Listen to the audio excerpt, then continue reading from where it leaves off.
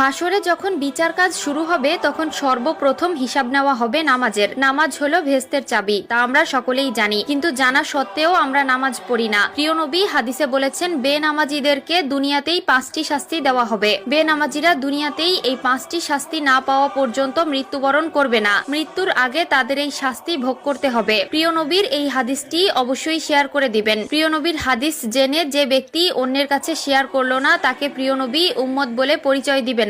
আমরা জানবো এবং অন্যকে জানাবো। এবং আপনি যদি প্রিয় নবীর উম্মত হয়ে থাকেন তাহলে অবশ্যই আলহামদুলিল্লাহ কমেন্ট করবেন। তো চলুন বেশি কথা না বলে শুরু করি আজকের ভিডিও। আজকে আমরা জানবো বেনামাজি ব্যক্তিদের দুনিয়াতে কোন 5টি শাস্তি দেওয়া হবে। বেনামাজি ব্যক্তির সর্বপ্রথম যে শাস্তি হলো সেটি হলো তার কোনো দোয়া কবুল হবে না। সে আল্লাহর কাছে যতই দোয়া করুক না কেন তার কোনো দোয়া আল্লাহর দরবারে কবুল হবে না। 2 নম্বরে যে শাস্তির কথা বলা হয়েছে তা হলো তার নেক কাজের কোনো বদলা দেওয়া হবে না। প্রিয় দর্শক, ধরুন আপনি কিছু পাওয়ার জন্য নেক আমল করলেন, কিন্তু আফসোসের বিষয় আপনি যদি বেনামাজি হয়ে থাকেন আপনার নেক কাজের কোনো ফল আপনি পাবেন না।